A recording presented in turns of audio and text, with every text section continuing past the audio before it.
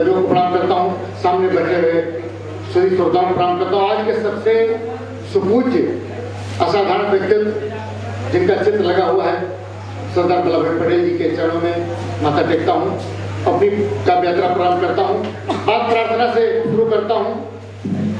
APJ Abdul Kalam ने कहा था कि अगर हिंदुस्तान की सारी शक्ति एक दिशा में लग जाए, हिंदुस्तान बहुत जल्दी पूरे विश्व का सबसे सशक्त देश हो सकता है। तब पंजाब के बीच पढ़ता हूँ और प्रार्थना करता हूँ कि हमारी आपकी शक्ति एक दिशा में लगे। तब प्रार्थना करता हूँ ईश्वर से, हे प्रभु, स्वरों में धार आए तो धरा की शान बन जाए। स्वरों में हम ओझ के कवि हैं, हमको क्या प्रार्थना करनी चाहिए? प्रार्थना अक्सर होती है अपने उद्धार के लिए, परिवार के उद्धार के लिए, लेकिन कभी अपने परिवार के बल्कि समाज के उद्धार के लिए, देश के उद्धार के लिए हम प्रार्थना करते हैं। और लगे ये प्रार्थना आपको भी करनी चाहिए, मेरे साथ जुड़िएगा कि स्वरों में धार आए तो धरा की शान बन जाए, कभी जय गीत बन जाए, कभी जयगान बन जाए। स्वरों में धार आए तो धरा की शान बन जाए, कभी जय गीत बन जाए, कभी जयगान बन जाए। हमारी कल्पना की तूलिका से रंग जब निकले, हमारी कल्पना की तूलिका से रंग जब निकले, धराम्बर के बीचों बीच हिंदुस्तान बन जाए, धराम्बर के बीचों बीच हिंदुस्तान बन जाए। और जो हिंदुस्तान में उसकी हम रक्षा कर सके, क्योंकि इस देश की रक्षा, समाज की रक्षा, समाज के संचालन का दायित्व जितने सब लोग बैठे हैं सब बुद्धिजीवी आप ही लोगों के ऊपर है। समाज का संचालन बुद्धिजीवी करता है। तब कहता हूँ कि हमको आपको क्या संकल्प लेना चाहिए, तब संकल्प की पंचायत के बीच पढ़ता हूँ कि सदा तस्वीर भारत माँ के अपने दिल में रखते हैं।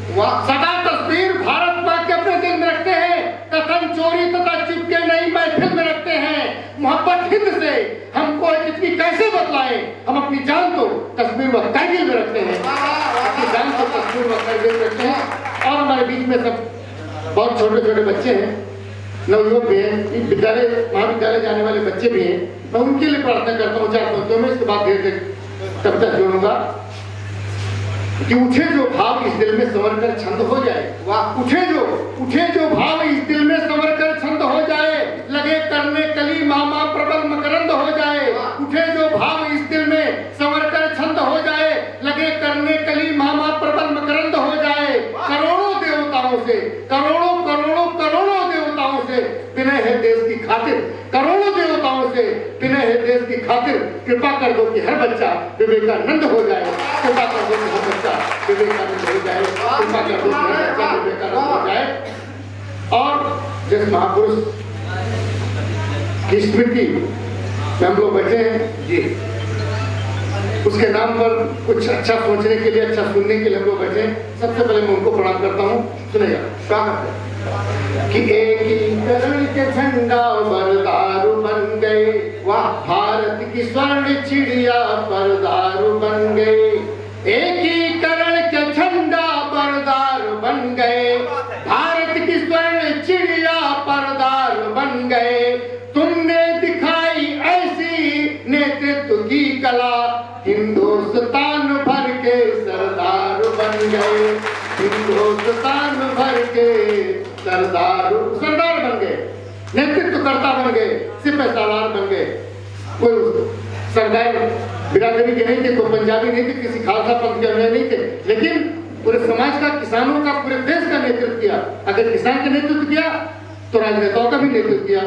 तब कहा गया कि हाँ ये सरदार है। और ये सरदार की उपाधि हमारे बीच में जितने लोग बैठे हैं इसमें से किसी ने नहीं दिया, लेकिन हमारी आवाज जहां तक जा रही है उन्होंने दिया है। ये सरदार की उपाधि सरदार वल्लभ भाई पटेल को महिलाओं ने दिया था। कोई महिला चेहरा नहीं दिख रहा है, लेकिन हमारी आवाज हमारी जी बहनें सुन रही है, माताएं सुन रही, ये सरदार की उपाधि उन्होंने दिया था। तब पंक्ति पढ़ता हूँ, 4 पंक्तियों के चरण पढ़ता हूँ कि देवी स्वतंत्रता के तुम दूत हो गए, भारत के सही अर्थों में सपूत हो गए। देवी स्वतंत्रता के तुम दूत हो गए, भारत के सही अर्थों में सपूत हो गए। आती गई चुनौतियां जितनी ही शीश पर, आती गई चुनौतियां जितनी ही शीश पर, उतना पटेल लौह से मजबूत हो गए, उतना पटेल लौह से मजबूत हो गए, उतना पटेल लौह से मजबूत। जो इतना लौह व्यक्तित्व था, लौह पुरुष था। इसके बावजूद जब देश आजाद हुआ, कहते हैं कि देश आजाद हुआ था तो अधिकांश प्रांत, उस समय 14 प्रांत थे, 14 में 13 प्रांतों ने निर्णय दिया था कि देश की सबसे ऊंची कुर्सी, सबसे बड़ी कुर्सी पटेल को दी जाए। लेकिन जब नहीं दी गई तब मैं कविता के माध्यम से उसकी तरफ संकेत करता हूँ, आपके बीच में रखता हूँ।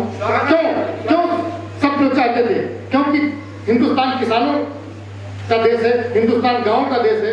गांव का बेटा जब बैठेगा, किसान का बेटा जब ऊंची कुर्सी बैठेगा, तब गांव का विकास होगा, तब किसान का विकास होगा। लेकिन जब ऐसा नहीं हो पाया तब पंक्तियां बन के सुनेगा कि देश की कुर्सी पे यदि बैठा मटरुआ होता, देश की कुर्सी पे यदि बैठा मटरुआ होता, देश की कुर्सी पे यदि बैठा मटरुआ होता, देश की कुर्सी पे यदि बैठा मटरुआ होता, हमारी हिंदी ने भी आसमां छुआ होता, हमारी भाषा ने भी आसमां छुआ होता।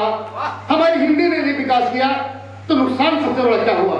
आज किसी बच्चे को, यहाँ पर बहुत सारे बच्चे बैठे हैं, किसी को अगर नौकरी ढूंढनी है, डीएम बनना है तो अंग्रेजी में पढ़ो, एसडीएम बनना तो अंग्रेजी में पढ़ो, डॉक्टर बनना तो अंग्रेजी में पढ़ो। हर अच्छी नौकरी के लिए अंग्रेजी में आपको पढ़ना पड़ेगा। कैसे गांव का विकास होगा?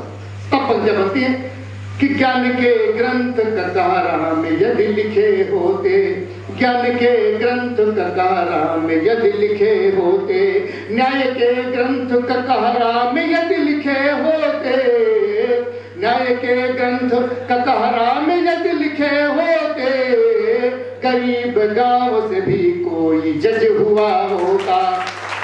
ये हुआ कि न्याय के ग्रंथ ककारा में यदि लिखे होते, गरीब गांव से भी कोई जज हुआ होता, हमारी हिंदी ने भी आसमां छुआ होता, हमारी उर्दू ने भी आसमां छुआ होता।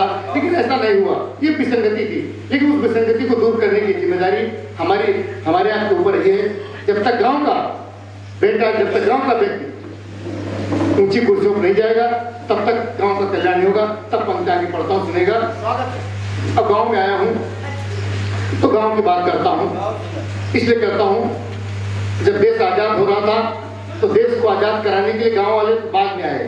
सबसे पहले राजघराने आते हैं, नहीं आजाद करा पाते, फिर व्यापारिक घराने आते हैं, साहित्यिक घराने आते हैं, सांगीतिक घराने आते हैं, लेकिन कोई नहीं आजाद करा पाता। जब इसमें किसान कूदता है, इस आंदोलन में मजदूर कूदता है, मजलूम कूदता है, तब देश आजाद होता है। और वही मजदूर, मजलूम, किसान जो गांव में रहते हैं, कितनी देशभक्ति के साथ रहते हैं। किसानों की देशभक्ति, गांव में रहते हुए भी, गरीबी में रहते हुए भी देश के प्रति कितनी बढ़िया भावना रखते हैं। आपकी भावना किसानों में है। हम दूधू बतासा न खाई भले पर सोचा हमारी आकाशा में है, हम दूधू बतासा न खाई भले पर सोचा हमारी आकाशा में है, और तन देश के काम में आवै कबो हमारी पहली अभिलाषा में है, तन देश के काम में आवै कबो हमारी पहली अभिलाषा में है, और मजबूत पहाड़ों का फोड़ी सकी यह तेज कुदारी के पासा में है। मजबूत पहाड़ों का फोड़ी सकी यह तेज कुदारी के पासा में है। ऐसी बात करने वाला किसान जब हमको खेत पे दिखाई देता है, बैलों के पीछे दिखाई देता है, मुठिया पकड़े हुए दिखाई देता है, तब मुझे कैसा लगता है। अंतिम चरण इस श्रृंखला पढ़ता हूँ कि धुरियाने जवान किसानों हमें, धुरियाने धुरियाने जवान किसानों हमें तप योग के पंथ कराही लगे, दुनिया की निगाह मरंग को भले हमारी तो निगाह मसाही लगे, दुनिया की निगाह मरंग को भले हमारी तो निगाह मसाही लगे, और जी से लिखे वेद पुराण गए हम काबू पेन वसाही लगे, जी से लिखे वेद पुराण गए हम काबू पेन वसाही लगे, और हर कांधे वहां तुम पैना लिए, हर कांधे वहां तुम पैना लिए, और सीमा कबीर सिपाही लगे, हर कांधे वहां तुम पैना लिए, और सीमा कबीर सिपाही लगे। बहुत बहुत धन्यवाद, बहुत बहुत धन्यवाद। बहुत लंबी टीम है, बहुत लंबा काम पाठन करके। जय हिंद, जय भारत, जय सरदार वल्लभ भाई पटेल, जय जवान, जय किसान।